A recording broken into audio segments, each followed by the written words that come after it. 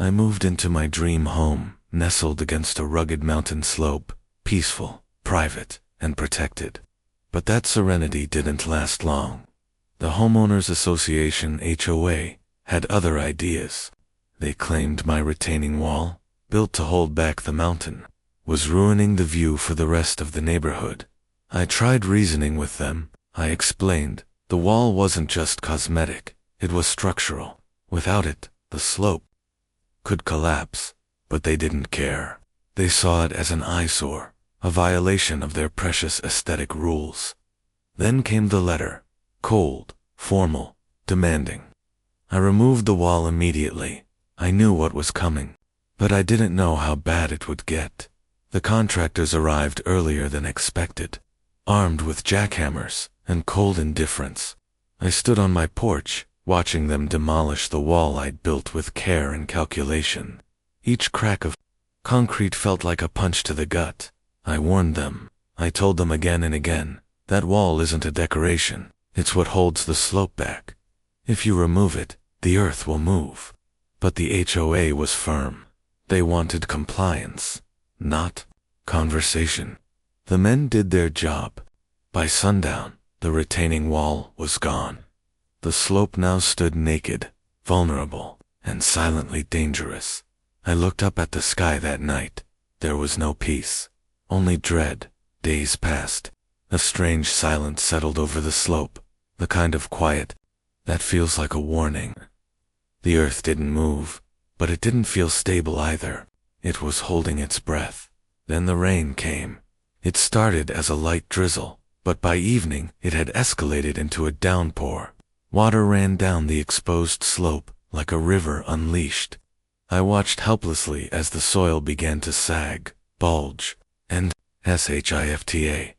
Crack appeared near the edge of my property. Small, but unmistakable.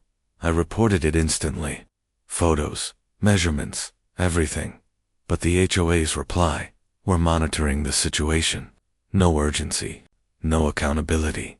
The mountain wasn't waiting, and I could feel it growing restless. The next morning, I stepped out and saw something new. The crack had widened overnight. What was once a thin line in the earth was now a jagged scar stretching across my yard. Neighbors started whispering. Some peeked over fences with worried eyes. But no one stepped forward. No one called it what it was, a disaster in slow motion. I reached out to the HOA again. I sent updated photos, measurements, even a video. Their response, we're reviewing your concerns. The same empty tone. Inside, my floors began to creak. A hairline fracture traced its way across the kitchen tiles. The mountain was shifting, and now, my home was too. The skies darkened again. Another storm system was rolling in, heavier than the last. I checked the weather alerts, flash flood warnings, landslide risk. My heart sank. I reinforced the edges of my property as best I could. Sandbags, tarps, gravel. But it felt like placing paper walls against a charging bull. That night, thunder cracked through the valley like a warning shot. Rain hammered down, flooding the weakened slope. The crack in the yard split further, now branching toward the foundation. I didn't sleep. I sat by the window, watching the mountain. And then, just before dawn, it moved. Only an inch, barely noticeable. But to me, it was a scream. It started with a low rumble, like distant thunder trapped beneath the earth. I ran outside, as the ground beneath the slope shivered and split. A wave of soil surged downward, pulling shrubs, rocks, and rainwater with it. My backyard vanished. The slope was no longer holding back. It was breaking free. Chunks of earth slid like a avalanche. Trees leaned, twisted, and snapped. My fence collapsed under the weight. I called emergency services. They told me others had reported similar damage, but no one had prepared for this. The HOA silent. My home was still standing, but everything around it was on the move, and I knew it wouldn't stop there. As dawn broke, the devastation was impossible to ignore. The landslide had torn through multiple backyards, swallowed fences, and even nudged one neighbor's patio off its foundation. The neighborhood was waking to chaos, but instead of rallying together, the blame began. Some neighbors accused me, saying my original wall had redirected the flow. Others blamed the HOA, whispering about their obsession with uniformity and curb appeal. Emergency crews cordoned off part of the street. News vans started rolling in. I was interviewed once. I told the truth about the warnings, the photos, the pleas. But the HOA finally spoke. Too. They issued a statement. The situation is under investigation. No further comment. The mountain roared. The people whispered. And I stood in the eye of the storm. I attended the emergency HOA meeting. It was held in a pristine clubhouse, untouched by the chaos outside. The mood, defensive, detached. I presented evidence, timestamps, photos, warnings, reports. I showed exactly what I'd predicted and how it had come true. Their response: we're not convinced the retaining wall was necessary. Not wasn't safe, not wasn't strong, just not necessary. They insisted the mountain was naturally stable and hinted that my wall may have worsened the slide. My jaw clenched. One board member asked, could this be an insurance issue? As if that mattered more than the ground swallowing our homes. I realized then, they weren't looking for truth. They were looking for distance. 2 days later, the slope roared again. This time, it wasn't slow. A thunderous crack echoed through the valley as another section gave way, swallowing a shed, part of a driveway, and splintering a water line. Mud gushed like blood from a wound. News helicopters buzzed overhead. Reporters hovered near the blockade, filming the wreckage. I watched my home on the local broadcast, framed like a villain, labeled resident, at center of landslide controversy. The HOA released another statement. We are working closely with local engineers to assess the situation. Residents are advised to cooperate. Still no mention of the wall. Still no ownership. But the mountain had no PR team. It was speaking in erosion, in disaster, in undeniable truth. People were angry, not just at the mud and mess, but at each other. Neighborhood forums exploded.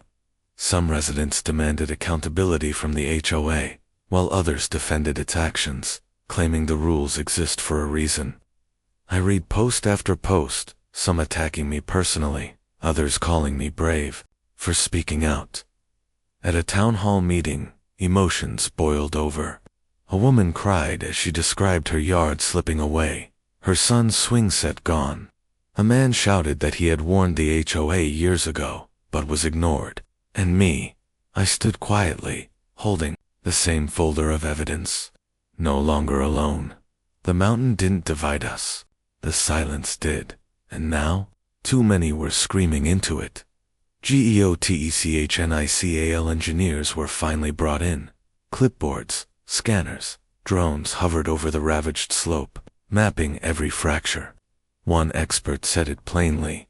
This slide was inevitable. Once the retaining wall was removed, I asked him to repeat it. He did this time on record. The HOA watched quietly, but you could feel their silence shifting. Not quite panic. Not quite apology. Just ... RECALIBRATION. Reports were written. Charts showed soil instability. Interviews stacked up. The narrative was turning from resident issue to policy failure. But for me, it wasn't vindication. It was confirmation of what I'd known all along. And yet, the damage was done to homes, to trust, ... and to the mountain's once silent warning. The engineer's report made waves. Local media picked it up, quoting the stark conclusion. Retaining wall removal contributed directly to slope failure.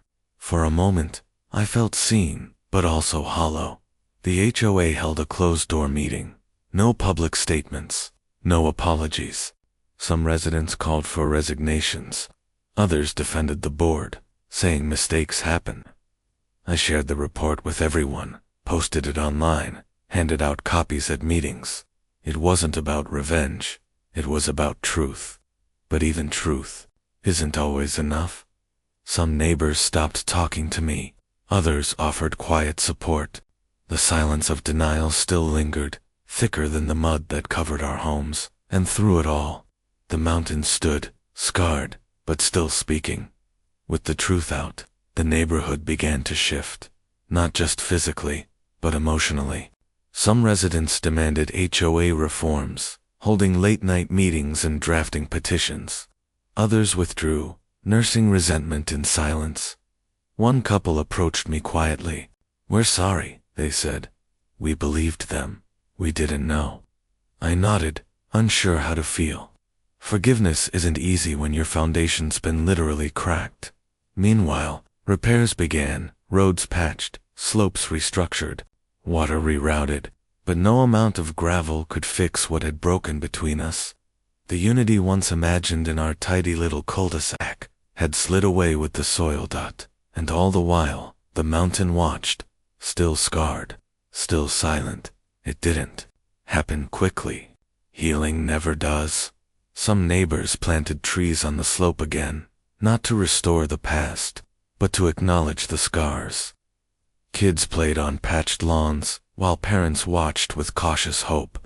The HOA replaced a few board members, issued new guidelines, but never said the words I needed. We were wrong. Still, something changed. People nodded at me in passing. Some stopped to talk.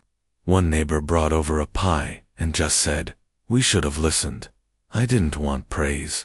I didn't even want apologies. What I wanted was peace, and slowly, the mountain gave it back. Not as silence, but as a quiet understanding. The mountain never said sorry. The HOA never truly did either. But I learned that closure doesn't always come in neat packages. Sometimes, it's in the quiet moments, when your home is whole again, even if you aren't. The slope is stable now. Engineers check it monthly. The trees sway gently in the wind, like they've forgiven the past, even if we haven't. My retaining wall will never return, but the story has, in every scar, every repair, every cautious wave from a neighbor who once turned away. What remains is resilience. We weathered the storm, not just of soil and stone, but of silence, denial, and fractured trust. And though the mountain watches still, its voice is softer now, so I stay. Not because I forgot, but because I remember.